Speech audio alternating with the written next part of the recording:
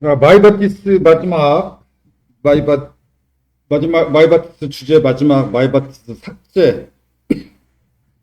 삭제까지만 마이바티스 기능을 하고 그 다음에는 이 주제로 넘어갈 거예요. 뭐냐면 JPA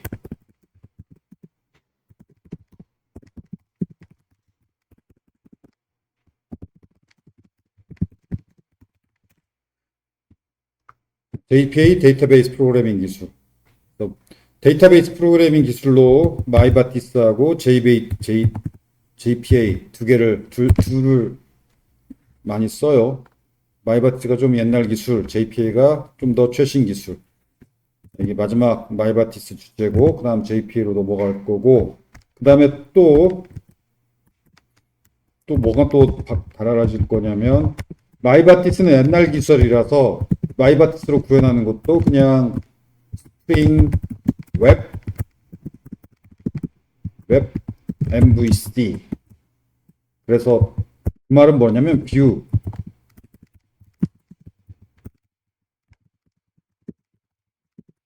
뷰까지도 백엔드에서 구현하는 그런 방식으로 구현했었죠. 아니, 그렇게 지금 배우고 있죠. 웹 서버 프로그래밍이라고 해요. 그런데 다음 주부터는 뷰를 구현 안 하고 REST API만 구현하는. 왜냐면 프론트엔드가 있으니까. 보통 프론트엔드가 있고 뒤에 백엔드를 구현한다고 치면 그런 경우는 아무래도 마이바티스로 구현하는 경우는 옛날 방식. 옛날뿐만이 아니라 여전히 요즘도 이런 방식으로 구축 많이 해요. 그러니까 스프링 가지고 뭐 다 구현하는 거죠. 프론트엔드 없이. 그런 거 많아. 예를 들어서 우리 학교 홈페이지도 프론트엔드 없고 우리 학교 라이브러리도 프론트엔드 없고 지금 우리 학교 웹사이트 정보 시스템 중에서 프론트엔드가 있는 것은 그 학사 TIS 요게 유일해요. 이 학사 시스템.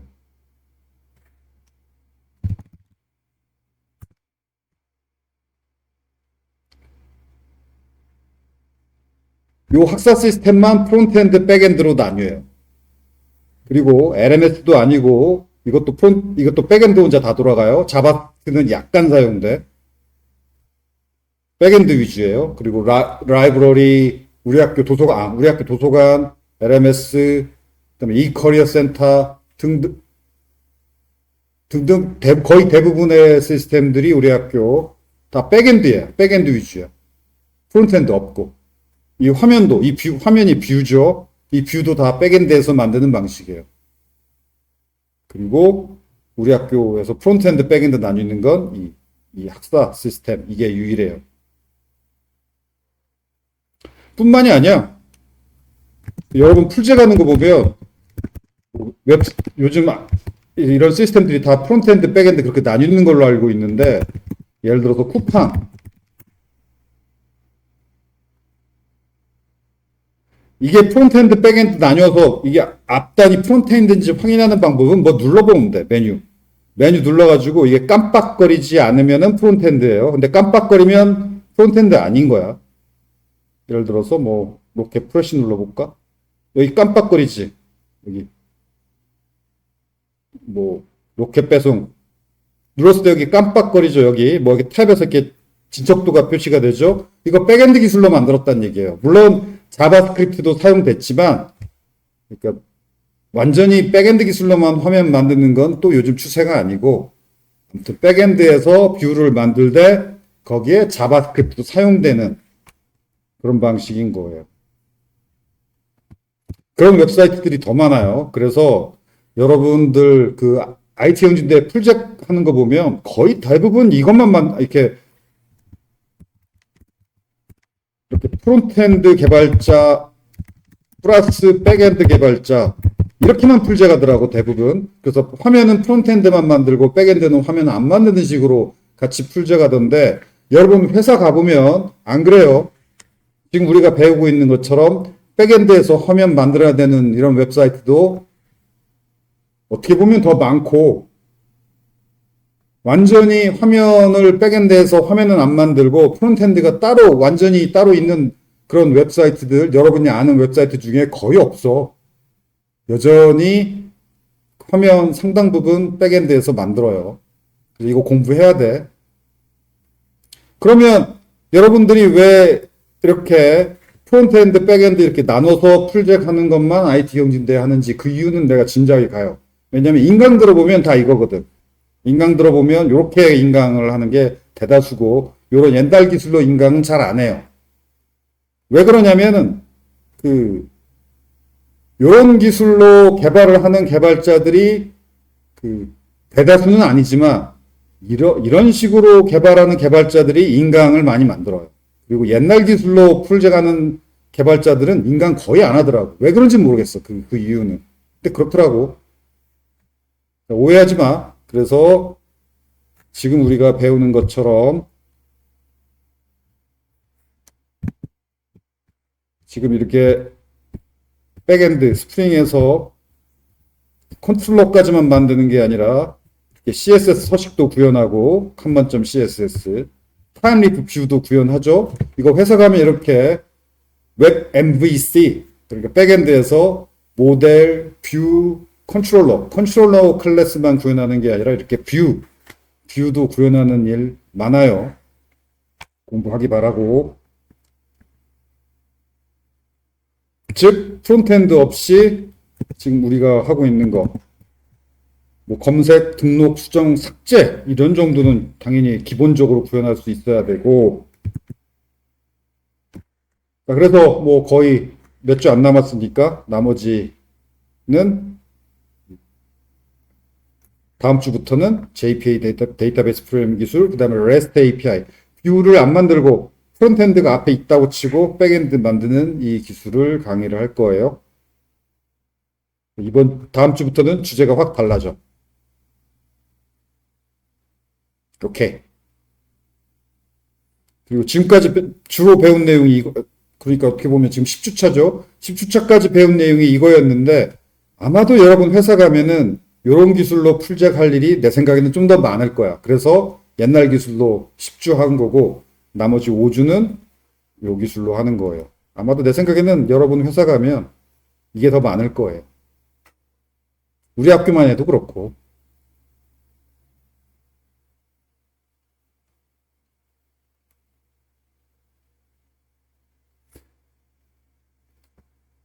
왜 그런지 모르는 게 아니라 사실은 왜 요렇게 개발하는 사람들이 인강 많이 찍냐면은 요런 기술로 개발하는 회사들이 여러분이 가고 싶어하는 네이버, 쿠팡 거기에 좀 잘 나가는 팀들이 최신 기술, 잘 나가는 팀들이 최신 뭔가 신기술 연구 프로젝트, 최신 프로젝트 할 때 요 조합이에요.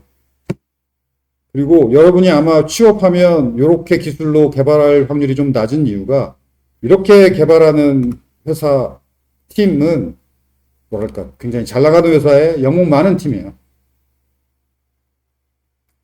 그리고 대다수 개발자들은 아직도 이거예요. 오케이. 뭐 서론이었고. 자, 그래서 마이바티스 스프링 웹 MVC 마지막 주제 삭제. 우리가 지난 시간에 뭐 저장 기능 등록해서 저장, 수정해서 저장까지 했었죠. 이제 마지막으로 삭제. 그러면 이제 저장 버튼 말고 삭제 버튼도 있어야 되고 삭제 버튼도 서밋 버튼으로 그러면 저장 서밋 버튼, 삭제 서밋 버튼이 두 개예요. 그러면 백엔드에서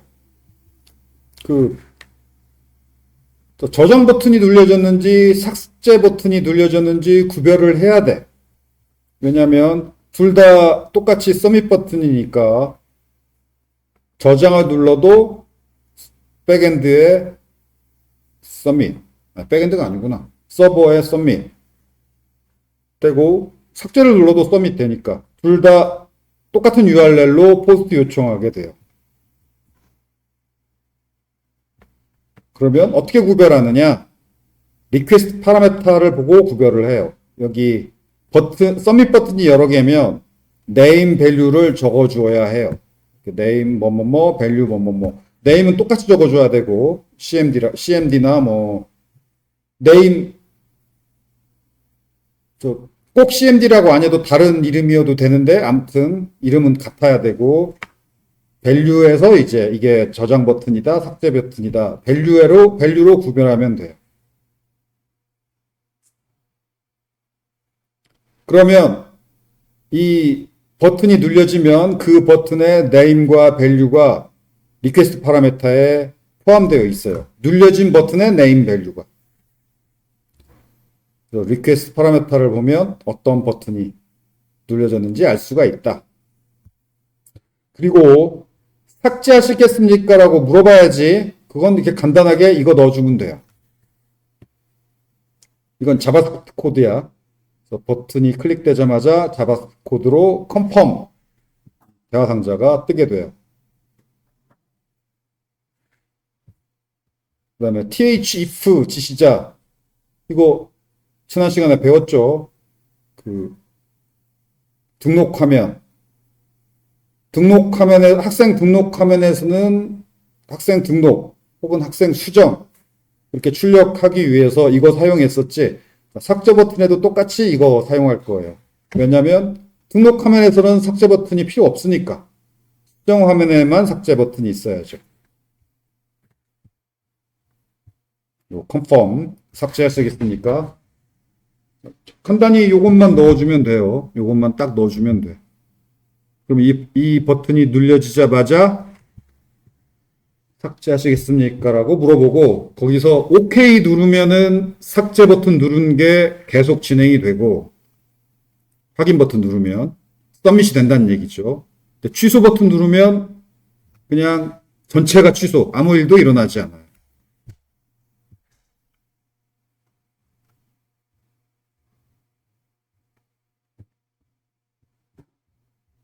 자, 그래서 액션 메소드를 이렇게 구현하면 돼요. 스턴트 에디트, 포스트 매핑, 파람스라고 적어주면 돼요, 여기. URL 뿐만이 아니라 이제 그 리퀘스트 파라메터로도 분기를 해야죠. 그래서 저장 버튼이 눌려졌을 때는 이 액션 메소드가 호출되고 삭제 버튼이 눌렸을 때는 이 액션 메소드가 호출이 돼요. 이 노란색 스튜던트 에디트는 URL, 그다음에 이 연두색 부분이 바로 어떤 버튼이 눌려졌느냐 이게 연두색.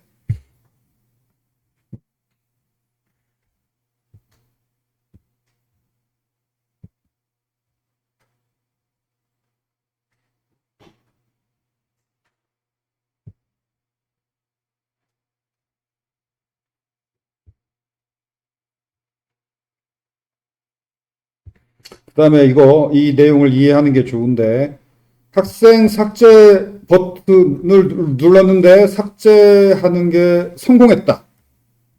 여러분이 사용자라고 생각해봐. 내가 어떤 학생 목록에서 학생 수정 페이지 들어가서 학생 수정 페이지에서 삭제 버튼 눌렀어. 근데 삭제가 성공했어. 그러면 그 다음 화면 뭐가 나와야지? 보통 그렇게 저장 삭제한 다음에는 목록 화면으로 넘어가죠. 그래서 삭제 작업도 성공한 경우에는 목록 화면 URL로 리다이렉트 해야 돼요. 그런데 삭제 버튼 눌렀는데 실패했을 경우 수정 화면에서 삭제 버튼 눌렀어. 근데 실패했어. 그러면 수정 화면이 그냥 계속 다시 출력돼야지. 수정 화면이 계속 다시 출력되려면은 그 말이 이 말이에요. 읽어보세요. 이런 일들이 일어나야 되고 그래서 이렇게 구현해야 돼요. 읽어보세요.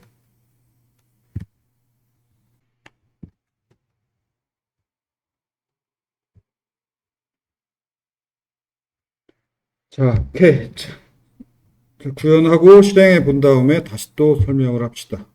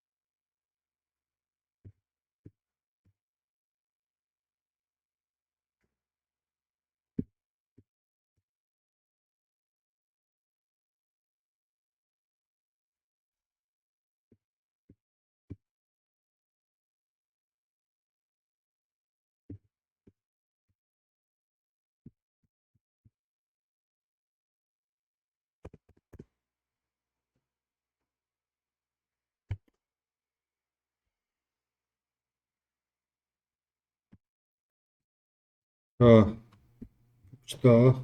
뭐, 달라진 부분이, 이게 추가된 부분이 거의 없고, 여기, 스튜던트 매퍼에서 delete by id 메소드가 추가됐는데, 뭐, 삭제 메소드, 뭐, SQL 저거, 뭐, 설명할 필요 없겠죠. id로 스튜던트 레코드를 하나 삭제하는 메소드. 그 다음에 앞에서 얘기한 것처럼 자 이제 스튜던트 에디트 포스트 매핑이 두 개이어야 해요. 앞에서 구현했던 저장 메소드 말고 URL은 똑같이 스튜던트 에디트야. URL은 똑같이 스튜던트 에디트인데 파람스만 다르죠. 파람스 cmd save 세이브 버튼이 눌러졌을 때 cmd 딜리트 버튼이 눌러졌을 때는 요거다. URL은 둘 다 똑같이 스튜던트 에디트.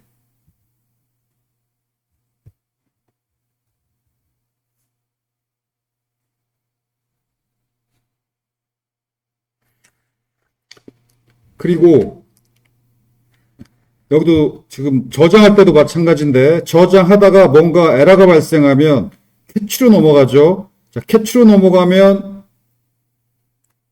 스튜던트 에디트 뷰를 다시 출력해야죠. 삭제도 마찬가지야. 삭제 수정 화면에서 삭제 버튼을 눌렀는데 저장할 때도 마찬가지. 저장할 때 수정 화면에서 저장 버튼 눌러서 저장하는 게 성공을 했다. 그러면 요거 그 스튜던트 리스트 목록 화면으로 리다이렉트 하죠. 마찬가지로 삭제에 성공했다. 그러면 둘 다 똑같이 저장 성공이든 삭제 성공이든 스튜던트 리스트 목록 화면으로 리다이렉트. 실패했다. 저장 버튼 눌러서 에러가 났던 실패했던 삭제 버튼 눌렀을 때 에러가 났던 이 경우도 둘 다 똑같이 그 수정 화면이 그대로 다시 출력돼야죠. 에러 메시지와 함께. 그래서 구현이 거의 같죠. 그렇기 때문에 수정 화면이 다시 출력돼야 되니까 이 부분이 똑같이 필요한 거예요. 왜냐하면 입력 폼에 입력된 데이터들이 이렇게 이 리퀘스트 파라메타로 전달돼서 이 액션 메소드의 파라메타 객체에 채워지죠. 이렇게 채워진 게 다시 모델에 자동으로 add attribute 돼가지고 뷰로 전달돼서 뷰에서 이 뷰, 스튜던트 에디트 뷰가 다시 출력될 수 있는 거죠. 성공이 확실하다면 이때는 얘가 필요 없어, 사실은. 이게 리다이렉트 할 때는 필요 없어요. 얘가 언제 필요하냐면 요때 필요하죠. 스튜던트 에디트 뷰를 출력할 때 모델 애트리뷰트가 필요하죠. 스튜던트 에디트 모델 애트리뷰트. 왜냐하면 아까 그 수정 폼에 있는 데이터 그대로 다시 출력돼야 되니까. 자, 이 부분을 이해하기 바래요. 앞에서 읽어보라고 했던 설명이 바로 그 부분 설명하는 거야.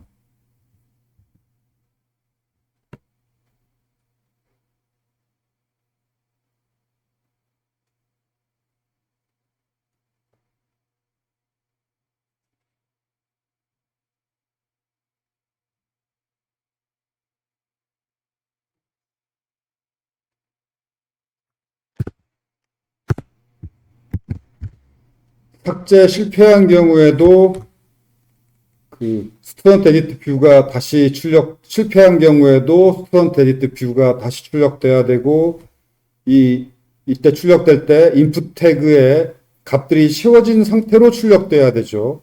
그러면 그 값이 여기에 채워진 값들이지. 그래서 이해가 필요한 거예요.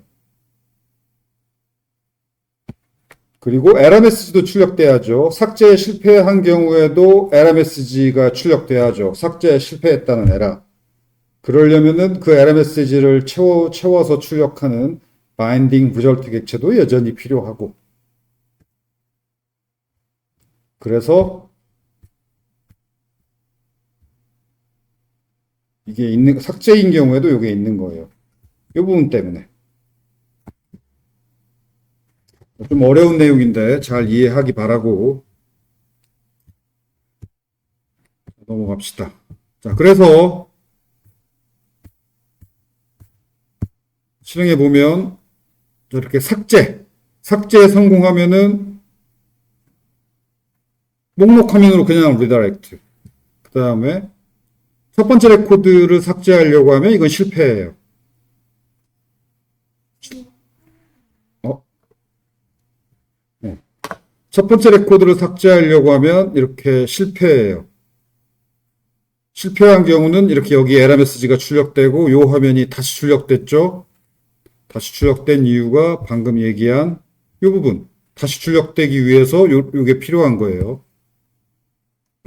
이 부분이. 실패했을 경우 스턴트 에디트 뷰가 다시 출력되고 이 부분 뭐냐면 다시 내가 지금 여기서 뭔가 수정하려고 하다가 에이 삭제하자 이럴 수도 있죠. 그때도 아까 내가 수정했던 내용이 그대로 다시 출력됐지. 그 이유가 일반 사용자 눈에는 뭐 그 화면 그대로고 이것만 추가됐다라고 느껴지지만 그건 아니야. 다시 출력된 거야. 다시 출력되기 위해서 내가 입력했던 요 내용들이 여기로 전달됐고 여기에 전달돼서 채워졌고 얘가 모델에 자동으로 add attribute 됐고 그래서 이 뷰가 다시 실행돼서 출력되면서 이 프론트 에디트에 자동으로 채워진 내용이 이 뷰에 전달돼서 다시 출력된 거. 다시 출력됐지만 일반 사용자 눈에는 화면이 그대로 오고 에러 메시지만 추가된 걸로 보이지만 그게 아니야. 다시 출력된 거야.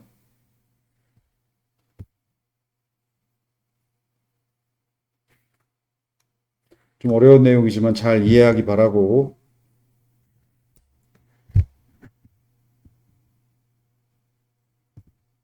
오케이. 그거 말고는 뭐 어려울 게 없죠.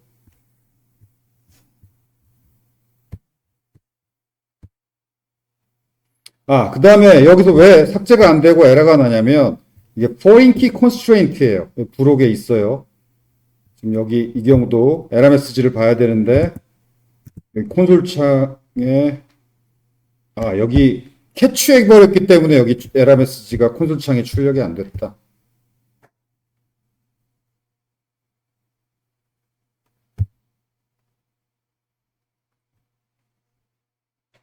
그럼 여기만 보자. 여기 보면 여기 있죠. 그 SQL Integrity Constraint Violation Exception. 그다음에 여기 그다음 문장 cannot delete or update a parent row of foreign key constraint fails. 요 부분, 여기 메시지 앞부분, 요게 지금 요 내용이 다예요. 요 내용만 이해하면 돼. foreign key constraint fails 이거예요. foreign key constraint. constraint가 constraint 제한 조건. foreign key 제한 조건에 걸려서 실패한 거예요. foreign key constraint 제한에 걸리면 cannot delete or update 할 수 없다. foreign key constraint 때문에 딜리트나 업데이트가 제한이 걸린 경우가 있어요. 그냥 뒤에서 자세히 설명하겠지만 여기서 간단히 얘기하면 이 경우가 지금 최혜원 학생이 컴공과 소속이죠. 예를 들어서 그 컴공과 소속 학생이 있는 한 소프과 소속 학생이 있는 한 소프과를 없앨 수 없어요. 학교 정책상. 해당 학과 소속 학생이 한 명이라도 있는 한 그 과 문을 못 닫아요. 못해, 이거. 그래서 보통은 학교에서 어떤 학과 문 닫으려고 할 때 해당 소속 학과 학생을 전과를 시키지.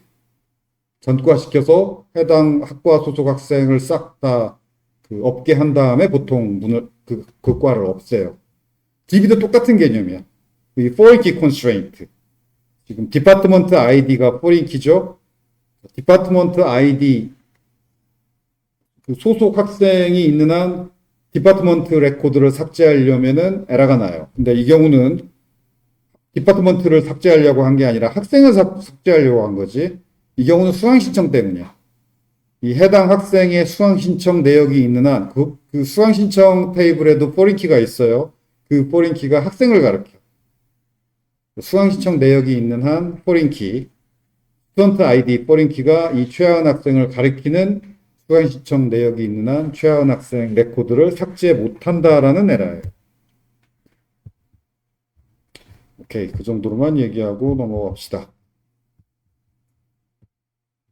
자, 그 다음 지금까지 구현한 예제에서 학과 목록은 학과 목록을 저렇게 실렉트 태그에 이렇게 직접 구현했어요. 이건 당연히 좋지 않아요. 왜냐하면 학과명이 바뀌거나 새 학과가 생길 때마다 위 소스 코드를 수정해야 되지. 그런데 뭐 종합대학에서는 한 1, 2년에 한 번씩 학과가 새로 만들어지고 없어지고 이름 학과명 변경되고 이런 일이 적어도도 아니고 평균 한 1년에 한 번씩은 일어나. 그때마다 소스 코드 수정하고 어쩌고 하는 건 매우 불편하죠. 이렇게 구현하면 안 돼요. 당연히 DB에 학과 목록 테이블이 있어. 디파트먼트 테이블.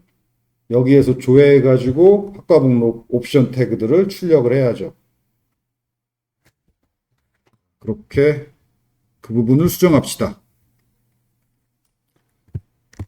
그러면 디파트먼트 DTO가 있어야 되고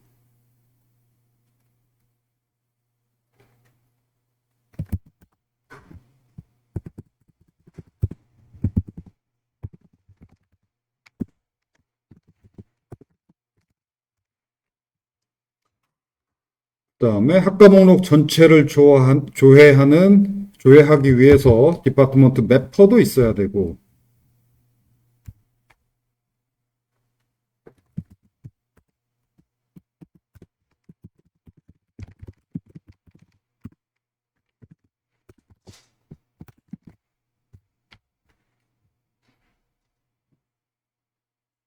뭐 디파트먼트 DTO, 디파트먼트 매퍼 평범하죠. 특별할 게 없죠.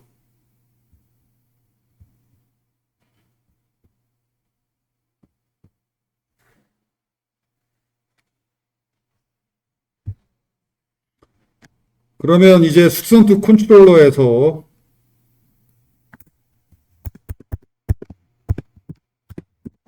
골뱅이 오토 와이어드 스튜던트 매퍼처럼 디파트먼트 매퍼가 있으면 되고 그러면 스튜던트 매퍼가 오토 와이어드 되듯이 디파트먼트 매퍼도 오토 와이어드가 되고 즉 자동으로 객체가 만들어져서 여기 멤버 변수에 채워진다는 얘기죠. 골뱅이 오토 와이어드.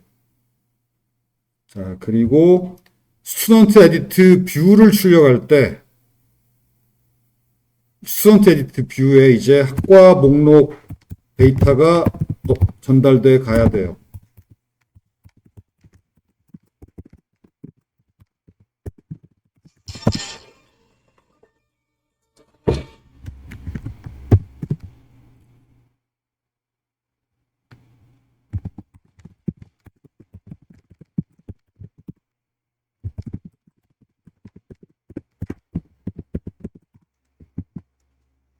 자, 이거 한 줄.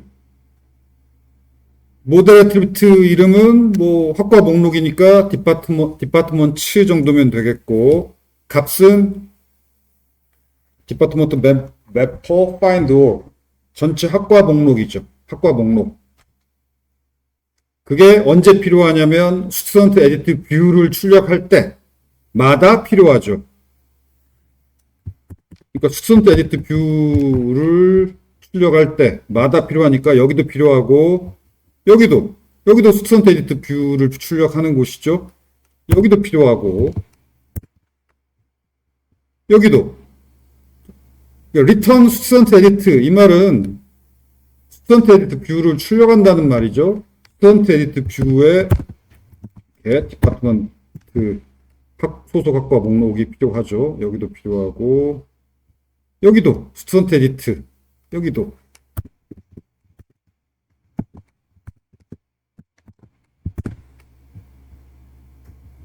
여기도 엄청 많네. 거의 대부분이네.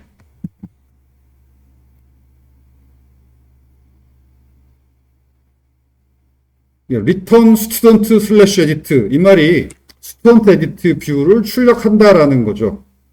스튜던트 에디트 뷰를 출력할 때마다 학과 목록이 모델 애트리뷰트에 채워져서 뷰에 전달되어야 해요.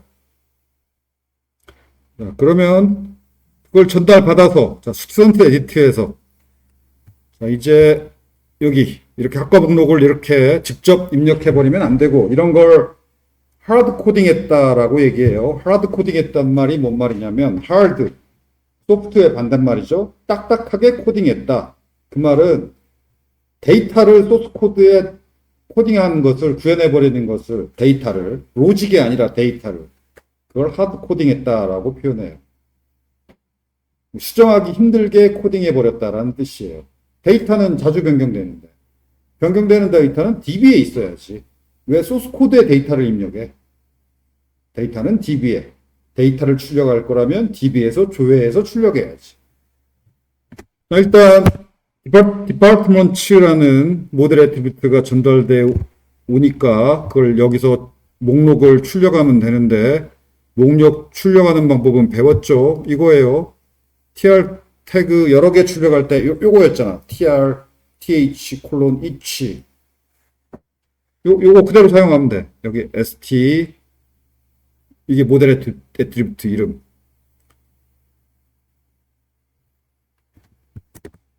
그래서 이 옵션 태그 여러 개를 출력해야 되는데 이제 태그가 옵션 태그니까 옵션 th each 하고 변수 이름 뭘로 할까? 디파트먼트니까 뭐 D라고 합시다. 꼭 주자일 필요 없어. 당연히 변수니까 D. 그리고 그래서 st가 변수명이고 콜론하고 이 부분이 그 모델 애트리뷰트 이름. 그래서 D하고 콜론하고 달러 모델 애트리뷰트 이름이 디파트먼트였죠. 디파트먼트. 이게 모델 애트리뷰트 이름이지. 디파트먼트. 자, 여기서 이렇게 전달한 데이터를 스튜던트 에디트에 전달한 데이터를 여기서 전달받아서 옵션 태그를 출력하는 거죠. tr 태그가 아니라 옵션 태그를. 그럼 뭘 출력해야 되냐면 밸류 값 출력해야지. 여기 밸류. 그러니까 여기다가 옵션 태그에 밸류는 고 이게 달러 d.id죠. 밸류가. 그리고 옵션 태그 사이에 뭘 또 출력해야 되냐면 사이에 출력하니까 이거다. 이거 배웠죠? 뭐냐면은 태그 사이에 텍스트 출력하는 방법. 그것도 어디 갔지?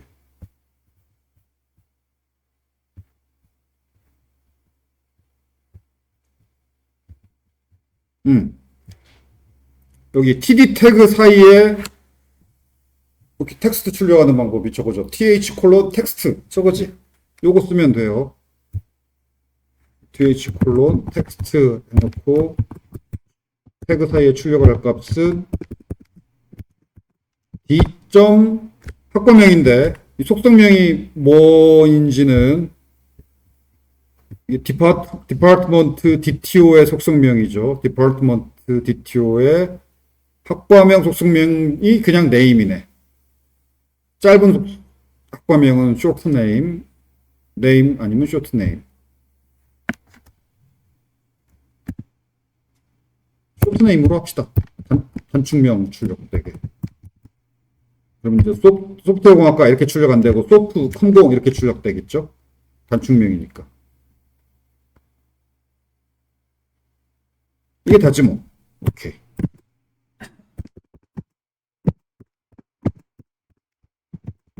오케이.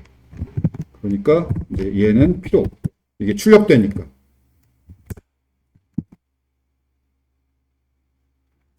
자, 다 됐고 기능은 똑같아요. 기능은 여기 들어와 보면 에러 났다. 에라는 여기서 보는 거, 웹브라우저 창에서 보는 것보다 여기서 보는 게 더 잘 보여.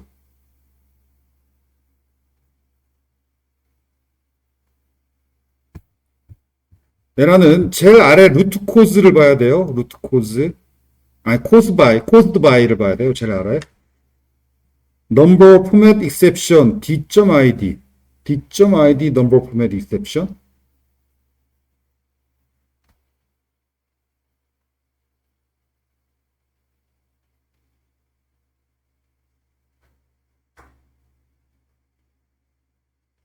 d.id면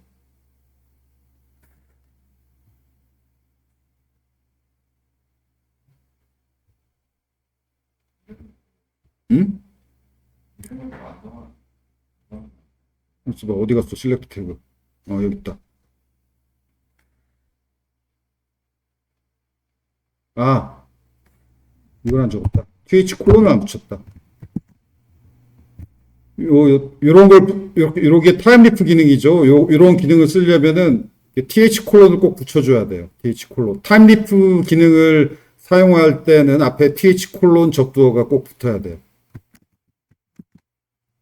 씨. 오케이. 자, 쇼트네임이기 때문에 소프, 컴공, 정통, 글티 이렇게 출력됐고 쇼트네임이 아니고 그냥 네임 속성이면 전체 학계명이 출력되겠지. 다시 목록으로 갔다가 다시 들어오면 자, 이렇게 전체 학계명이 출력됐죠. 그리고 옵션 태그가 어떻게 출력됐는지 보고 싶으면 페이지 소스 보기 이렇게 열어보면 당연히 이렇게 옵션 태그가 이렇게 출력됐죠. 자, 이 문제도 뻔한 문제지만 예상 문제예요. 그러니까 이 타임리프 소스 코드에 의해서 출력되는 HTML 태그를 쓰시오. 이 문제는 언제나 예상 문제예요. 옵션 태그. 이게 소스 코드고 이 소스 코드에 의해서 이렇게 출력이 돼요.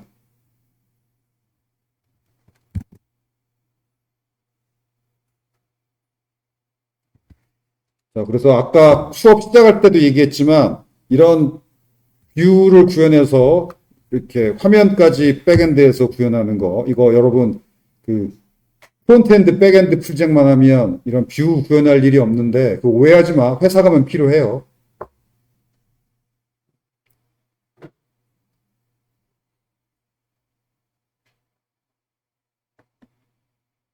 이런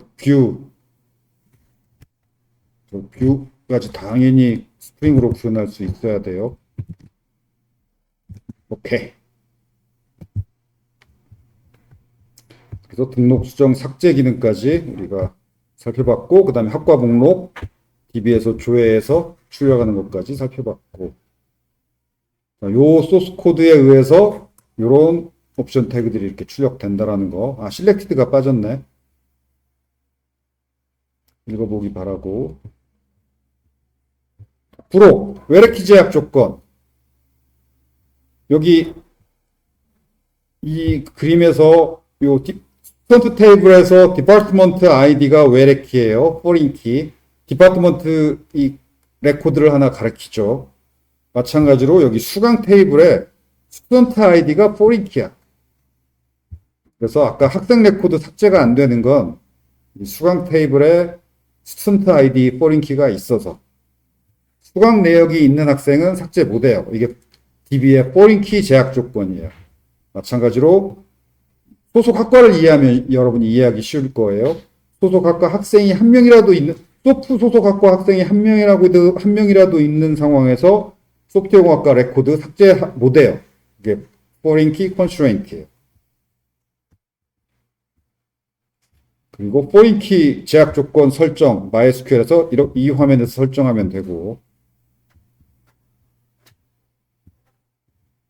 그러면 예를 들어서 나는 뭐 소프트웨어공학과를 삭제해버리고 싶다. 그런데 소속학과 학생이 한 명이라도 있으면 삭제 못하죠. 그러려면 굳이 삭제하겠다면은 소속학과 학생들 먼저 싹 지우고 그 다음에 그 학과를 제거해야 제거가 돼요. foreign key constraint 때문에. 그래서 대학교에서 어떤 학과 없앨 때 다 전과를 권유하는 거예요. 근데 전과 권유가 학교의 권유지 뭐 강제할 수가 없어. 그래서 가끔 아주 드물게 나는 절대 전과 안 하고 내가 입학한 그 과로 졸업을 하겠어요라고 주장하는 학생이 드물지만 있어요. 그래서 소프트웨어 공학과가 사실은 없어진 지 몇 년 됐어. 그런데도 아직 소프트웨어 공학과 재학생이 있을 거예요. 재학생 몇 명, 한두 명 있을 거야. 그 학생이 사실은 졸업할 때까지 소프트웨어 공학과는 못 없애. 지금 대다수는 소프트웨어 공학 전공이지 소프트웨어 공학과는 거의 없잖아. 그런데 고집 피고, 고집이라고 할 수 없지. 그냥 자기 주관이 뚜렷해서 나는 내가 입학한 과로 졸업하겠다. 그런 학생이 있어요. 오케이. DB도 마찬가지라는 거. 그 다음에 이걸 그냥 foreign key constraint 에러 나지 말고 그냥 예를 들어 소프트웨어공학과 학생을 딜리트 하려고 하면 자동으로 소속학과 학생들도 자동으로 싹 다 지워라. 이게 캐스케이드 딜리트 옵션이라고 있는데 이건 매우 위험하지. 여러분 나중에 회사 가서 DB를 직접 설계하고 DB 뭐 작업하게 될 때 절대 조심해야 되는 거. 데이터 지워먹는 삭제 지워먹는 게 엄청 큰 사고예요. 그래서 백업 열심히 해야 되고 가급적 삭제하지 말아야 돼요. 이런 딜리트 문을 가급적 쓰지 마. 그리고는 그냥 이 학생 자퇴했다 표시하거나 졸업했다 표시하면 되지. 왜 그걸 지워? 자퇴했든 졸업했든 제적당했든 그냥 표시만 해. DB에 있는 데이터 삭제하는 거 매우 꺼려야 돼. 안 해야 돼요. 나중에 사고가 나요. 데이터가 꼭 남아 있어야 돼. 캐스케이드 딜리트 옵션은 절대 안 된다. 매우 위험하다. 자, 삭제 관련 조언. 삭제 매우 조심하라라는 얘기예요. 읽어보기 바라고. 오케이. 자, 연습 문제. 다음 구현 시험에서 뭐 당연히 나오는 문제가 이거예요. DB 주고 이 DB의 어떤 예를 들어 프로덕트 테이블 혹은 북 테이블에 대해서 북 테이블의 책 목록이죠. 책 목록에 대해서 등록, 수정, 삭제 기능을 구현하라. 이거 당연히 나오는 예상 문제예요. 적어도 이 정도는 구현할 수 있어야지. 그리고 나서 프론트엔드 뒤에 백엔드 REST API 구현이죠. 프론트엔드 없이 저는 화면 구현 못해요. 이거 말이 안 돼.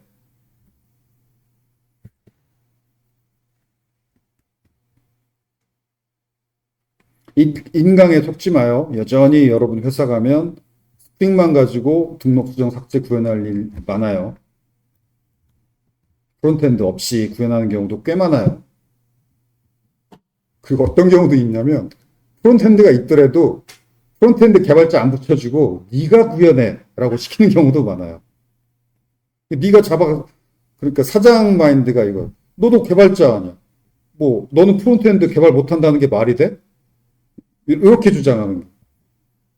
그래서 나는 백엔드인데 프론트엔드도 사장이 구현하래. 나보고 공부해서. 그런 경우도 많아요.